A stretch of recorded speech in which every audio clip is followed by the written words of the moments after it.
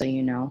So we're recording so I can post it for students who can't make it to the Zoom meeting.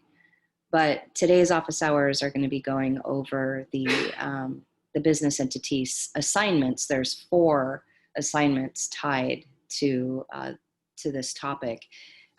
Hopefully by now you've had a chance to review those videos I posted, and that's basically exactly how I would have done the lecture had we been in person, explaining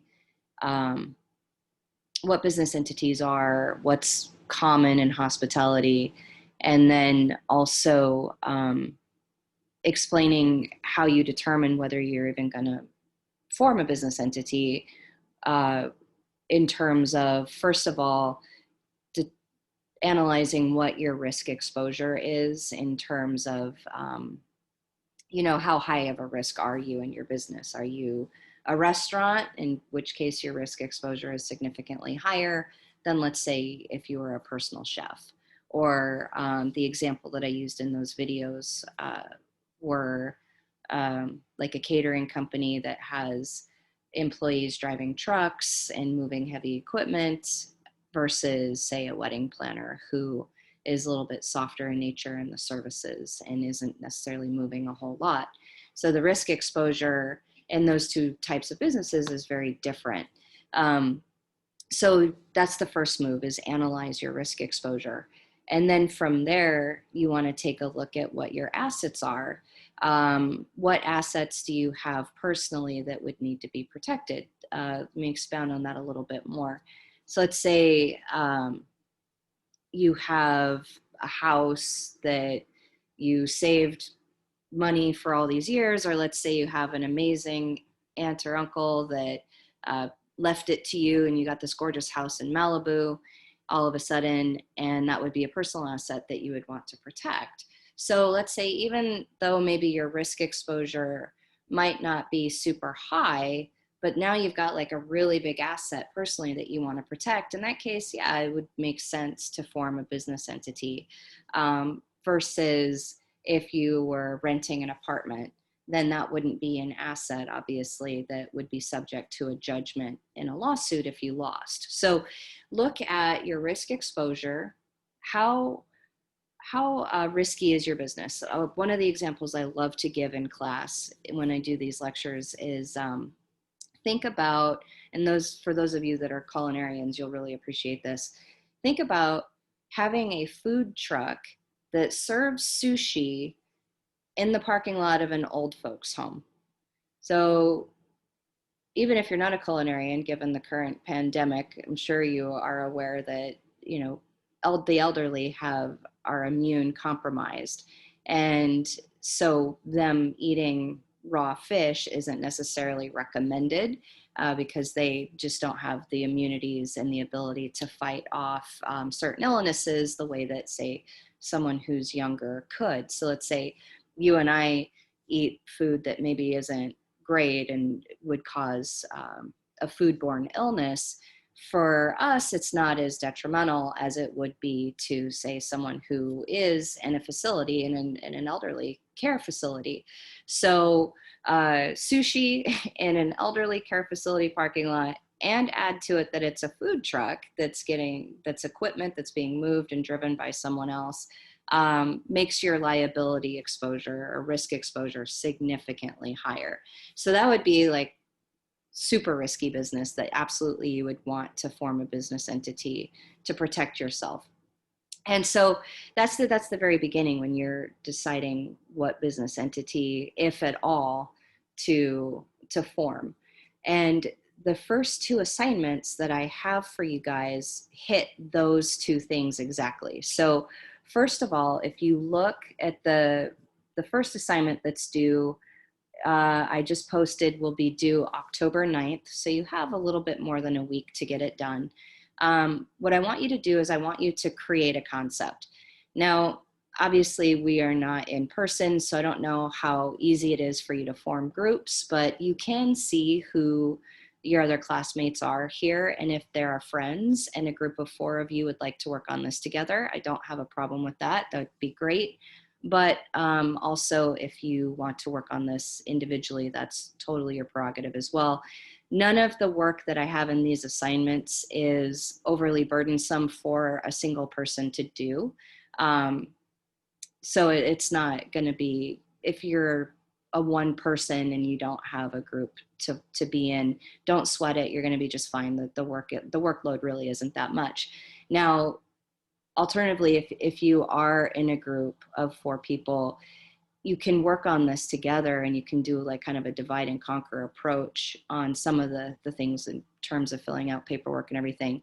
However, each person is responsible for submitting the full components of each assignment. So if, let's say, you only worked on part of the assignment, so like looking here at the create a concept assignment, I ask you to briefly describe your concept, who are your customers, whatever. Well, if you guys broke that out and one person wrote out the piece of briefly describing the concept and another person wrote the piece on who are your customers, I would expect that both people would have both components in the assignment that they submit to me. You would both have the description of the concept, who your customers are, et cetera, as opposed to only submitting the piece of the component that you worked on, if that makes sense. So what I need is to make sure everybody's very clear on that, because I've run into this time and time again. No matter how many times I've said it, every semester there seems to be confusion, and I'm not sure why. But every student must submit the full project in order to receive credit. Okay, that has to happen. So don't just put everybody's name from the group on one assignment and one person submits it and think that everybody's going to get credit. That's not how this works. I need a submission in everybody's Canvas box, so that when I go to grade, I have reason for why points are being allocated. And then similarly, sometimes names get forgotten or dropped off. So this is the best way to make sure that everything gets done nice and tight and properly. Okay, so back to the assignments. The first one is create a concept. This is where we need whatever type of business that you're going to be working with for the duration of this entire project to begin. So look here, I want you to come up with a concept, and I just need you to briefly describe what that concept is. And then I want you to tell me who are your customers. I was explaining the sushi food truck that served old folks in an elderly care facility. That was their customer base. So you can see how who your customers are, play into what your risk exposure might be. So anyway, so briefly describe your concept, identify who your customers are, and then I need to know what type of food you're going to serve. In the example I gave you, I discussed sushi. So the concept was a food truck that serves the elderly and serves sushi.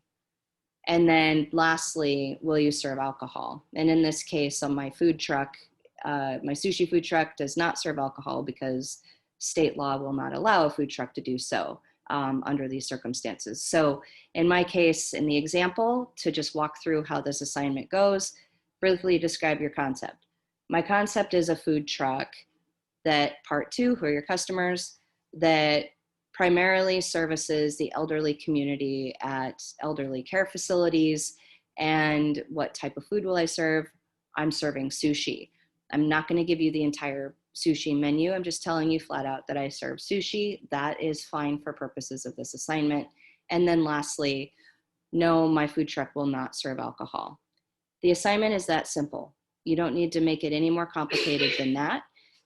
You may list it out as a bullet point. That is fine. I'm not looking for amazing essay work here at all. Just give me the quick and dirty on this so that you've got a concept identified that hits those particular bullet points. Then moving on, the next assignment in this block related to entities is what your concept liability exposure is. So now that you have your concept that you've created, I want to start looking at what types of entities to form, if any, and now we need to look at your risk exposure. So think of the concept that you created And then think of what types of risks you have in that concept. So going back to my example with the sushi truck, oh my goodness, first of all, it's a food truck. So I have the risk of just being on the road by virtue of being in a vehicle. Things can go wrong. If there's a fire in the food truck, that's going to be extremely devastating, as opposed to, let's say, in a restaurant where you have a full Ansel system that kicks in. So just by very nature of having a food truck, that in and of itself is a risk. Think about driving. Let's say I have employees drive it, they could crash it. Lots of different things can happen. There's all kinds of risk for property damage with a food truck. Now let's look at what I'm serving, sushi. Sushi needs to be kept at specific temperatures, and quality control is extremely paramount with something like sushi, because you're effectively serving something raw to people to ingest that could make them sick. So you have that major exposure too, that if somebody gets food poisoning, it's probably gonna be pretty bad. It's gonna be a bad case of food poisoning if they get that. So that's another risk exposure. And then add to it that it's the elderly. Oh my goodness. Now I just elevated that risk exposure because of who I'm serving. So those are just ways to look at your risk exposure. Now, if your concept does serve alcohol, there's a whole other set of risk exposure that you need to look at. So in this particular assignment, what I want you to do is I just want you to list 3 areas that you've identified for risk exposure. In the example I gave you, I did just that. And then we're going to do this as a discussion. And so you're going to post that. Then once you've posted your areas of risk exposure that you've identified, then what I want you to do is I want you to look at what your classmates have posted, and I want you to comment on the areas that they've identified for their concept. So obviously when you're in your initial post, you need to give like a little rundown on what your concept is and why you have these areas of risk exposure. Then read your classmates and you'll see a quick synopsis of what their concept is and what they've identified as areas of risk. And what I'd like you to do is in your comments, not say simple things like, oh yeah, I agree. No, that's not going to cut it for purposes of this assignment. What I'd like you to do is I want you to expound on it somehow. Say, maybe if you could think of another area of risk that their concept might be exposed to, that would be an excellent comment. So you can say, hey, I saw that you identified these areas of risk exposure. Did you think about this? That would be a great concept, or that would be a great response. Because I can guarantee you that there are way more than 3 areas of risk for any kind of business that you can think of in hospitality. So you will not have any problems in that regard when it comes to making those comments. So that takes us through the first 2 assignments, and that goes right to the point of what I was talking about in the very beginning of business entities, is 1, figuring out whether you need one and figuring out what your risk exposure is, and then 2, looking at what kind of personal assets you would need to protect. So for our purposes, we're going to assume that you do need to form an entity. And what I want you to do is I want you to form, not truly, we're going to act like I'm the Secretary of State for our purposes. So you'll submit all of your paperwork to me instead of the real Secretary of State. But I want you to form an LLC, or limited liability company, or a corporation. And so for this part 1 of the entity formation assignment, you will go on to the Secretary of State website for California, and you will download 2 forms. The first one will be the articles of organization for an LLC, or articles of incorporation for a corporation. The other form that you will download from the Secretary of State's website will be what's called the Statement of Information. And there's a Statement of Information for LLC, and there's a separate one for a corporation. Depending on which entity you choose, that will determine which forms exactly that you need. But for this assignment, you can only form an LLC or a corporation. You can choose whichever one you want. So Secretary of State, those are the two forms that I want you to download and fill out and submit to me. The other form that I want you to submit as part of this assignment is what's called an SS4 form. And that's the form that you would file with that's the form that you would file with the IRS to get your EIN number, your employment identification number. That is required in either an LLC or a corporation. So you have the two forms for the Secretary of State. Then you have the SS4 form. Download that. Do not go on the IRS website and fill it out electronically. You're not actually going to be filling out for an EIN, okay? So what I want you to do is you can download that form. It's a PDF, fill it out, and that's what you'll be submitting to me. And then lastly, what I want you to turn in to me is either an operating agreement for the LLC or bylaws for the corporation. You can find these for free online. And what I want you to do is walk through and just see what kind of information you're being asked to fill in to get those going. So I would never advise a client to do what I'm telling you to do right now as part of this assignment. I just want you to be familiar of what's typical in bylaws in an operating agreement so that it's not foreign to you. So that, let's say, when you leave this program and you go out into the world, because I take for granted the fact that if you're taking the time to get a degree in this industry, that you're either looking to be management, senior management, or ownership. In all of those cases, you're going to bump up against possibly the operating agreement, what kind of entity type that the company is. So then when you are asked, hey, about that operating agreement or bylaws, you're not going to have a confused look on your face and say, I have no idea what you're talking about.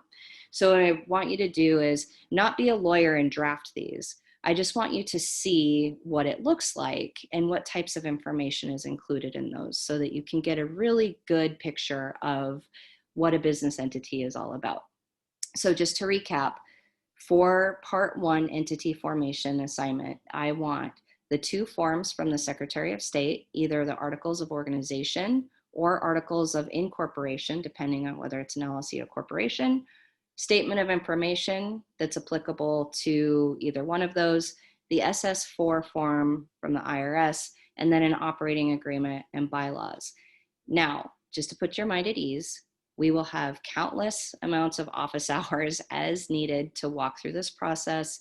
I will do a share screen to help you find the operating agreements and the bylaws. Ordinarily, if we were in an in-class situation, I would walk around from group to group and help answer your questions and look at what you've got pulled up on your computer.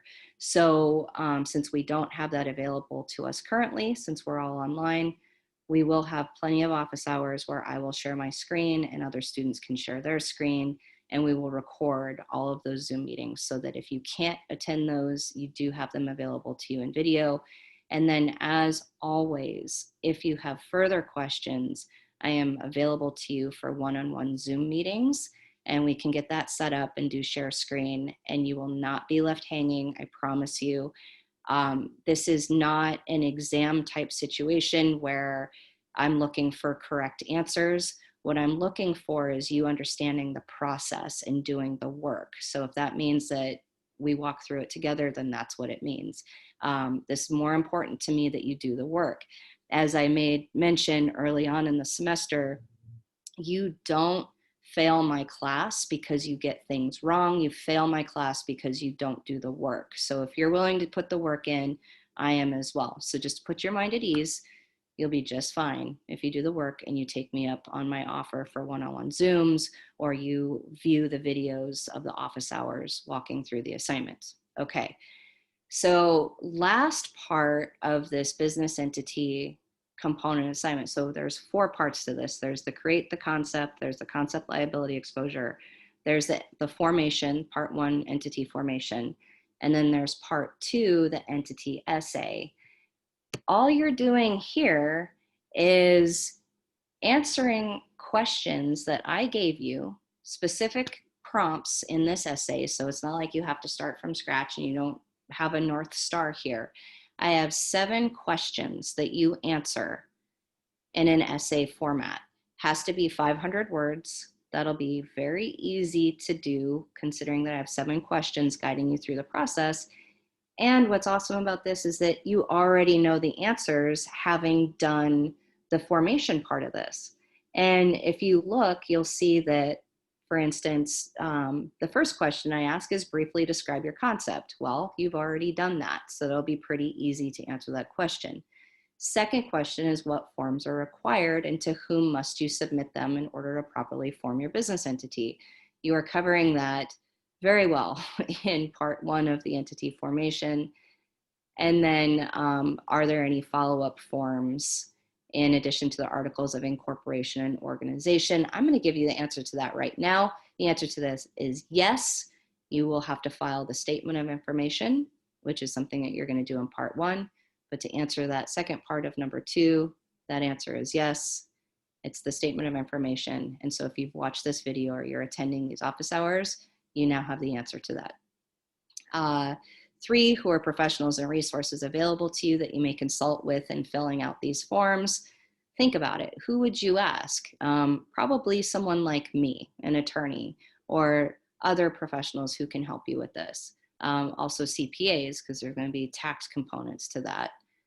And then 4, 5, 6, and 7, those will all be questions that as you get through the process of filling out those forms that you'll be better to answer.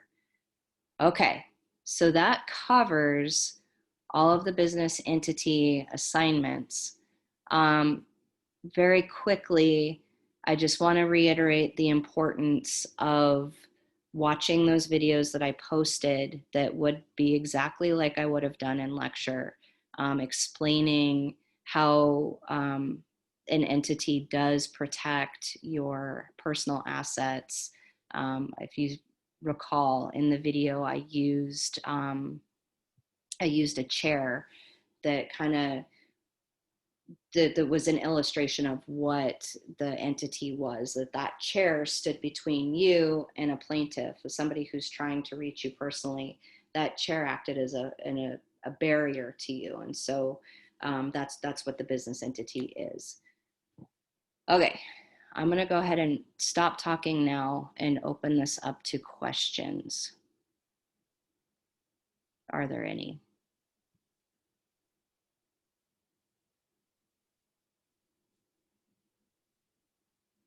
No? I don't have any questions, but if we, of course, get questions during the assignment, can we reach out to you? Yes, absolutely. Please do.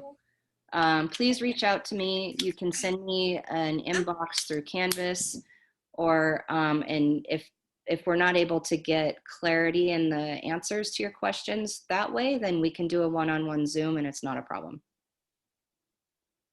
Okay, thank you. Yeah, absolutely.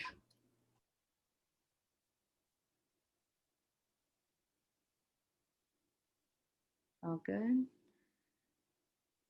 Okay, so if there aren't any other questions, then I'm going to wrap this up. Doing office hours again on Friday, but only going to be answering questions that were not already covered in this video. So if you're present for this, I know you're not going to miss anything on Friday unless somebody asks additional questions that you may have. That said, I will be holding regular office hours as we walk through this process on the assignments. As I see assignments getting turned in, I'll see where maybe there might be some struggles, if any, and I'll address those in the office hours. But there will be ongoing office hours, particularly through part 1, entity formation, where I want to share screen and show you how to get through some of those forms, and 2, on the essay to help, in the process of answering those questions. So if there's nothing else, then we'll go ahead and close this up, and I will see you guys next time. Okay, thank you. Thank you.